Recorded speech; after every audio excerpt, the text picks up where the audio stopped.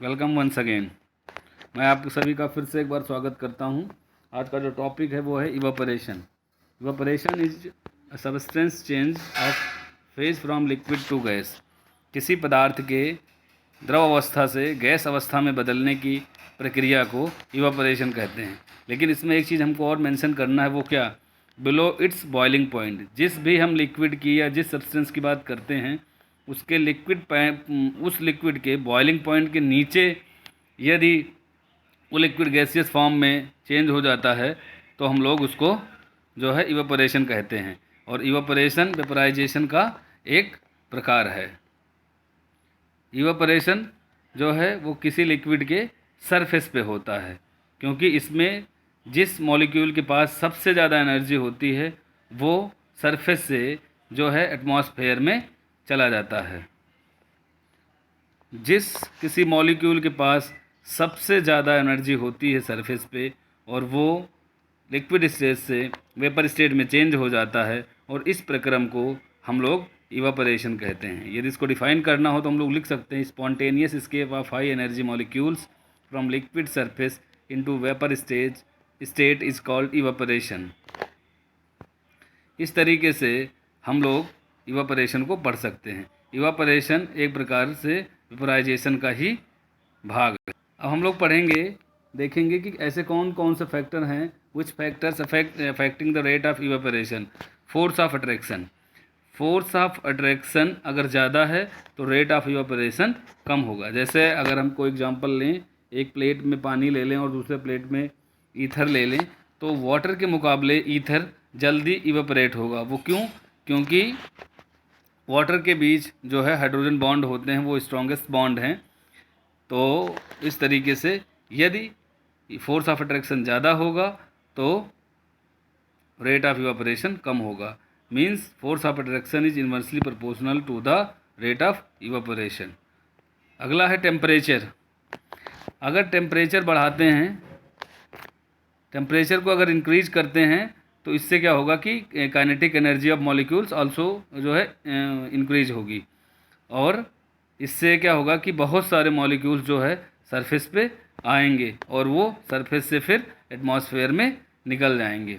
इस तरीके से अगर हम टेम्परेचर बढ़ाएंगे तो रेट ऑफ इवापोरेशन बढ़ेगा, और टेम्परेचर घटाएंगे तो रेट ऑफ इवापोरेशन घटेगा। नेक्स्ट है surface area. Surface area, less surface area होगा तो लेस मॉलिक्यूल्स जो है जाएंगे, और मोर सरफेस एरिया होगा तो ज़्यादा से ज़्यादा मॉलिक्यूल जो है गैस के रूप में निकल जाएंगे। अगर एक उदाहरण के तौर पे हम देखें, किसी ग्लास में पानी रखा हुआ है वो, और जो है किसी फर्श या रूफ पे पानी पड़ा हुआ है वो, चूँकि फर्श है या छत है उसका जो है सरफेस एरिया ज़्यादा होगा मुकाबले ग्लास के, तो जो रेट ऑफ इवापोरेशन है वो फ्लोर या रूफ से ज़्यादा होगा बजाय कि वो सरफेस ऑफ ग्लास से। विंड, अगर हवा तेज़ चलेगी तो मॉलिक्यूल्स तेज़ी से एस्केप होंगे तो रेट ऑफ इवापोरेशन बढ़ेगा। यदि हवा की स्पीड कम है तो रेट ऑफ इवापोरेशन कम रहेगा।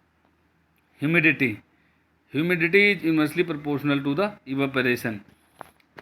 अगर ह्यूमिडिटी बढ़ेगी तो उससे इवापोरेशन कम होगा, क्योंकि ह्यूमिडिटी का मतलब है amount of water present in air. अगर एयर में वाटर पहले से मौजूद रहेगा तो फिर उसकी कैपेबिलिटी कम होगी। अगस्त और सितंबर के महीने में ये कम होता है। अब हम लोग जल्दी से फटाफट जो है इवापोरेशन और वेपराइजेशन में जो है डिफरेंस देख लेते हैं। डेफिनेशन के तौर पे हम लोग देखते हैं कि evaporation is a conversion of a liquid into a gaseous phase at temperature that is below the boiling point. और वेपराइजेशन में क्या है कि into vaporisation is the conversion of a liquid phase into a gas phase at the boiling point of the liquid. Evaporation जो होता है वो उस सब्सटेंस के बॉइलिंग पॉइंट के नीचे होता है, और वेपराइजेशन जो होता है वो उस बॉइलिंग पॉइंट पे होता है। Evaporation occurs is temperature below the boiling point of the liquid, और जो है वेपराइजेशन जो होता है वो बॉइलिंग पॉइंट ऑफ टेम्परेचर पे होता है। Vapour pressure is lower than the external pressure. Evaporation में जो होता है वेपर प्रेशर वो कम होता है एक्सटर्नल प्रेशर के, पर वेपर प्रेशर और जो वेपराइजेशन है उसमें vapour pressure is equal to the external pressure. Evaporation जो है एक वो सरफेस मॉलिक्यूल्स के द्वारा होता है, और वेपराइजेशन है वो molecules at any location inside the liquid. इसका मतलब है वो लिक्विड में कहीं भी